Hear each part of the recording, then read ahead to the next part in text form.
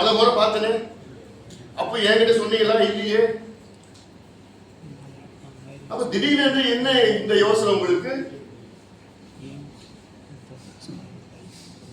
தமிழ்நாட்டுல சாதிவாரி கணக்கு நடத்துவதற்கு அதிகாரம் இல்லைன்னு ஒரு பொய்யான செய்தியை மீண்டும் மீண்டும் முதலமைச்சர் ஸ்டாலின் அவர்கள் சொல்வது இது ஏற்றுக்கொள்ள முடியாது. உயர்ந்த பொறுப்பில் இருக்கின்ற ஸ்டாலின் அவர்கள்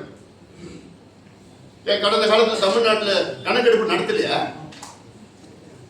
1984 அம்பாசங்கர் வீடு வீடா போய் கணக்கெடுப்பு நடத்தலையா? நடத்திருக்கிறாங்க. அந்த அம்பாசங்கர் ஆணையத்தின் படிதான் 50 விழுக்காடு இடஒதுக்கீடு பிசி என்ற இடஒதுக்கீடு உறுதி செய்யப்பட்டது. உச்ச நீதிமன்றத்தில் எப்படி நீங்க தமிழ்நாட்டில் 50 விழுக்காடு பிசி கொடுத்தீங்கன்னு கேட்டாங்க. அதுக்கு அம்பாசங்கர் ஆணையம் ஒன்று பிறப்பித்து அவர் வீடு வீடா போய் எனுமரேஷன் பண்ணார். எல்லா டோர் டு டோர் எனுமரேஷன் பண்ணார்.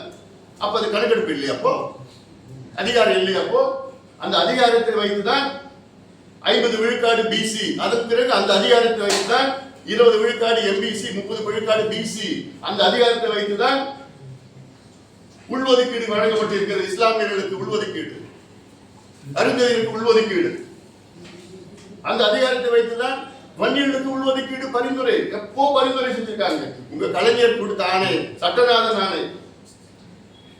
சட்டநாதன் ஆணையம் 1969 கலைஞர் அவர்கள் நியமனம் பண்ணார். அவங்க கொடுத்த ரெக்கமெண்டேஷன் எனக்கு அப்ப கொடுத்த ரெக்கமெண்டேஷன் எவ்வளவு? வன்னியர்களுக்கு 15 விழுக்காடு இடஒதுக்கீடு கொடுக்கணும்னு. அப்போ அதெல்லாம் குப்பையில தூக்கி போட்டாரு. அம்பாசங்கர் அதுதான் கொடுக்கிறார். ஜனார்தனன் குழு அதுதான் கொடுக்குது. தனிக்காச்சல் குழு அதுதான் கொடுக்குது. இவ்வளோ குழுக்கள் கொடுத்தோம். இப்போ கடைசியில இன்னைக்கு நீங்க சொல்றீங்க மத்திய அரசு எடுத்தாதான் நடத்துவோம்னு சொல்வது இது ஏதாவது என்ன பொறுத்த வரைக்கும் இந்த ஒரு சமுதாயத்தின் மேல வன்மமாக நான் பார்க்கிறேன்.